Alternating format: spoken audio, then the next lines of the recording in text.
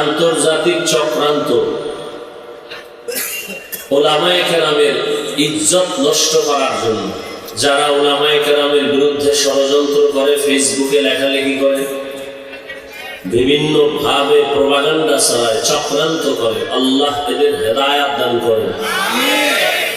উলামায়ে কেরামের চক্রান্ত, বিরুদ্ধে ষড়যন্ত্র, অপবাদ মূলত ইসলামকে ছোট করার ষড়যন্ত্র। কেন?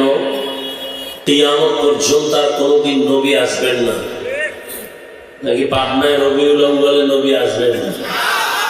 কোন সাহাবায়ে কেরাম আসবেন?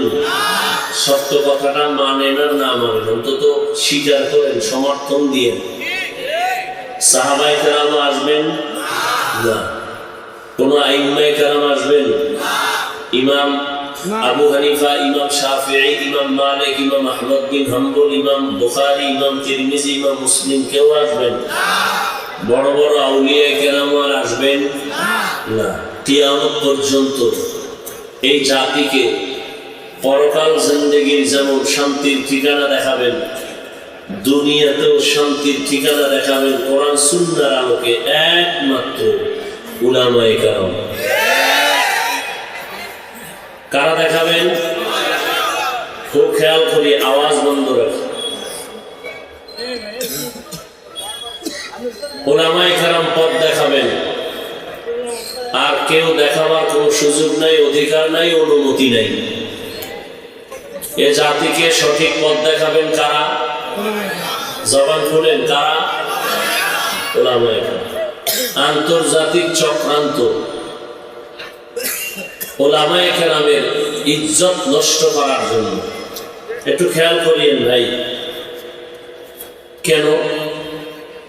উলামায়ে কেরামের প্রতি যদি মানুষের ঘৃণা জমানো যায়, তাহলে মানুষের ওই আলেমের পেছনে নামাজ পড়বে না, ওই আলেমের বয়ান শুনবে না।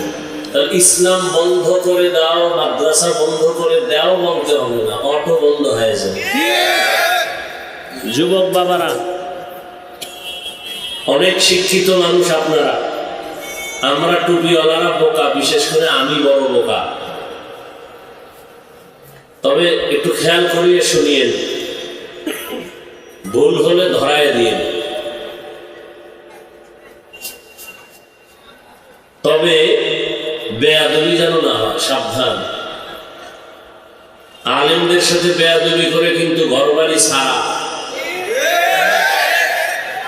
কি তোমরা যারা বেয়াদবি করার মন মানসিকতা নিয়ে ঘুরো, তোমরাও গাড়ি রেডি রাখো, কোন সময় দৌড় দেওয়া লাগে হুঁশ নেই। কোন বেয়াদবের আর ছাড় দেওয়া হবে না ইনশাআল্লাহ। কোন জালেমকে আর কোন সুযোগ দেওয়া হবে না ইনশাআল্লাহ। কাফনের কাফন রেডি রাখবেন, যখন আলেম ওলামা ডাক দিবেন আবার ময়দানে আন্দোলন হবে জালেমের বিরুদ্ধে। খালি আওয়ামী লীগ আর বিএনপির দিকে তাকায়েন না, আপনারা ব্যক্তি হিসাবে যারা আলেমের বিরোধিতা করেন রেডি থাকেন, আপনার কপালেও দুর্দশা আছে।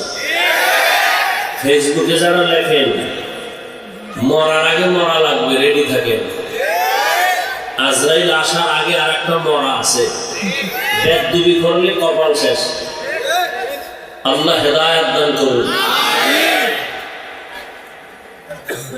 তো যে কথাটা বলতেছি খুব খুব খেয়াল করে, উলামায়ে কেরামের বিরুদ্ধে চক্রান্ত, এটা ইন্টারন্যাশনাল।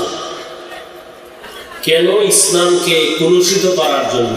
যেমন আমাদের দেশে বহু এসপি, ডিসি, ওসি তাদের চেয়ারে বসে আমি দেখছি কোরআন শরীফ পড়ে, কোরআন তেলাওয়াত করে। এসপি সাহেব, আপনি কি আলাদা কোরআন শিখছেন? এসপি হওয়ার পরে কোর্স করানো হয়? পায় না। আপনি কোরআন শিখলেন কোথা থেকে? বলে মক্তবে।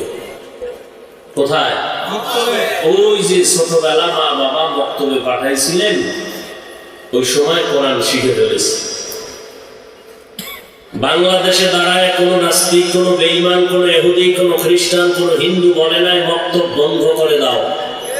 খুব খেয়াল করবেন, চিল্লাচিল্লি কম করবেন, কথা বুঝেন। মক্তব বন্ধ করে দাও, কোনো হিন্দু বলে নাই, ইহুদি বলে নাই, খ্রিস্টান বলে নাই, বৌদ্ধ বলে নাই, কোনো নাস্তিকও বলে নাই। এমন আকাম ঘটাইছে, অটোমেটিক বক্তব্য বন্ধ হয়ে গেছে। কি করছে তারা? সকালবেলা যেন বক্তব্যে ঢুকতে না পারে, সকাল থেকেই স্কুলের আয়োজন। মা মুয়াজ্জিন যখন আজান দিতে উঠে, মাও উঠে সন্তানকে স্কুলে পাঠাবার জন্য। বই ফ্রি, গাড়ি ফ্রি, নাস্তা ফ্রি, এইভাবে দিয়া বাচ্চাগুলোকে ওইমুখী করে দেওয়ার কারণে বলা লাগে নাই বক্তব্য বন্ধ করো, তাদের অপকৌশলে বক্তব্য বন্ধ হয়ে গেছে। আমগো মুসলমানের হুঁশ নেই।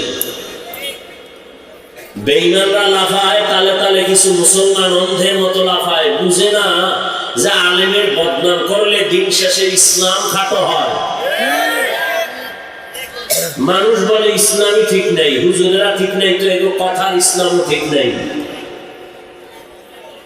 এই জন্য আমি সারা বাংলাদেশে ঘুরে ঘুরে বলি, যারা ওলামায়ে কেরামের বিরোধিতা করে এরা সবগুলো মা বাবার অভিশপ্ত সন্তান। মা বাবার একটাও মুহাব্বতের সন্তান আলেমের বিরোধিতা করতে পারে না।